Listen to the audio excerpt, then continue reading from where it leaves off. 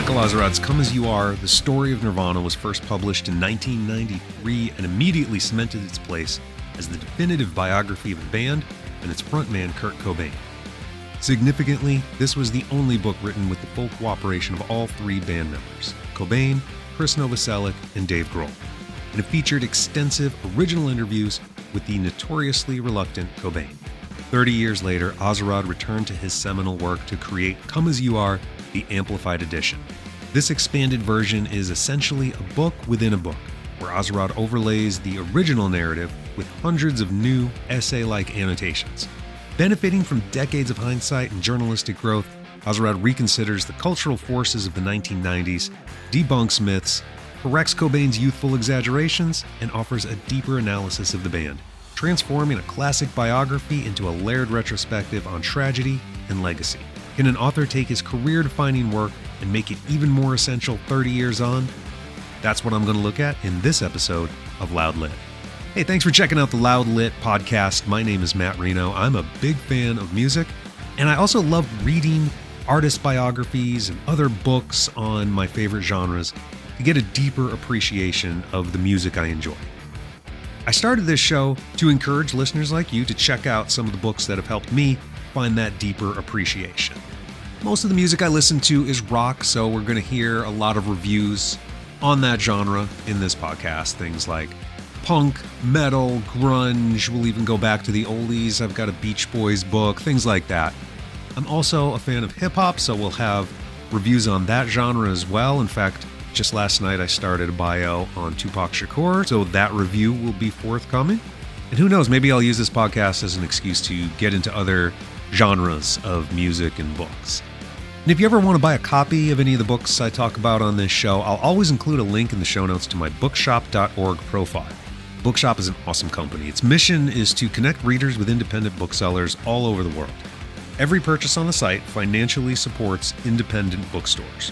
So when you use the links I provide, not only are you supporting this show, but you're also supporting independent booksellers in a way that shopping on Amazon does not. So please check the show notes for that link. All right, on with the review. For this first episode, I'm starting with an in-depth bio about one of my all-time favorite bands, Nirvana. In 1993, Nirvana was the biggest rock band in the world. Unfortunately, being a rock sensation often leads to sensationalistic coverage of your band. Nirvana's meteoric rise to the top came with plenty of unwanted attention, much of which had nothing to do with their music. Longing for fair treatment in the press, Kurt Cobain called upon Michael Azerrad, who had already written about Nirvana for Rolling Stone, to pen an authorized biography of the band. Still early in his career, Azerrad asked Cobain what exactly he was looking for with this book. Cobain's reply? Just tell the truth. And that's what he did. The initial version of Come As You Are presented the Nirvana camp, especially Cobain and his wife, Hole singer Courtney Love, as the complicated human beings that they were at that time. He doesn't put Cobain on a pedestal. He doesn't overlook or sugarcoat the singer's flaws. The book covered Cobain honestly, talking about his heroin addiction and even pointing out some of the less savory aspects of his personality, while still drawing attention to the qualities that made him likable to many who knew him personally. Same for Love.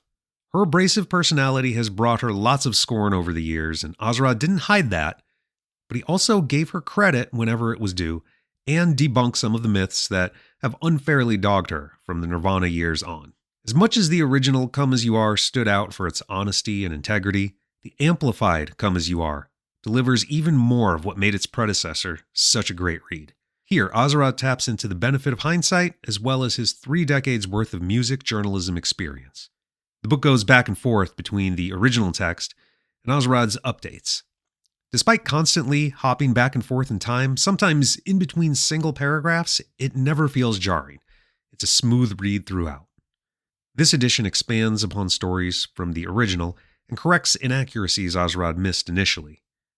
He's not afraid to call out Kurt's tendencies to exaggerate or distort the truth, whether for the sake of personal myth-making or out of fear of losing indie rocker credibility as his band's stardom skyrocketed. It's impossible to write at length about Nirvana without discussing the salacious personal details, but Azerrad avoids doing so in a sensationalistic way. Again, in both the original and the expanded text, he tells the truth as he witnessed it. The amplified version corrects some statements and clears up misconceptions, But Azerrad never dwells on the personal details any longer than necessary. He spends plenty of time helping the reader get to know bassist Chris Novoselic and drummer Dave Grohl. The way Cobain became an unwitting generational spokesperson, it's easy for some people to consider Chris and pre-Foo Fighters Dave as background characters, but Azerrad does not let that happen. For example, he elaborates on just how important Chris was as a band leader, making sure that readers know what an essential part of Nirvana he was. He also elaborates on points he made in '93 about Dave being relatively quiet in interviews.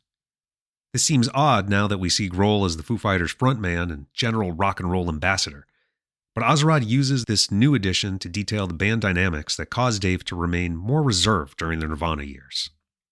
Azerrad also focuses a great deal on the music itself. In the original, and even more so in the amplified edition, we get a peek into the processes of making each of their studio albums. We get track-by-track looks at the writing, recording, and producing of many Nirvana songs, not just the massive hits. This edition includes things that we were not meant to see when Come As You Are first hit shelves. It includes portions of a spin interview that the magazine edited for the version that went to print. We even see Kurt's lengthy screed against Vanity Fair's Lynn Hershberg. Kurt wrote this in response to the article Hershberg wrote that led to Kurt and Courtney temporarily losing custody of their child. He wanted to include it in the Incesticide liner notes, but the label deemed it too nasty and probably lawsuit-worthy. With the threat of legal action gone, Azerrad felt this letter illustrated Kurt's mindset at this turmoil-filled time in his life. The deepest and most important pieces of reflection in the Amplified edition occur when Azerrad points out the patterns of depression and addiction that he witnessed, but wasn't able to recognize in the moment. He had become friends with Kurt over the time he worked on this book, and while reading, you can tell how much Kurt's death has weighed on him over the years. For all that Azerrad did his best to tell the truth about Nirvana, it's his own personal grief and feelings of guilt that feel the most real. Calling Come As You Are, the Amplified Edition, an essential read for fans of Nirvana or 90s rock is a no-brainer. This deep dive into the band and its music is revealing without feeling exploitative. But I would add that this edition is also a solid read for those interested in music journalism or biographical writing in general.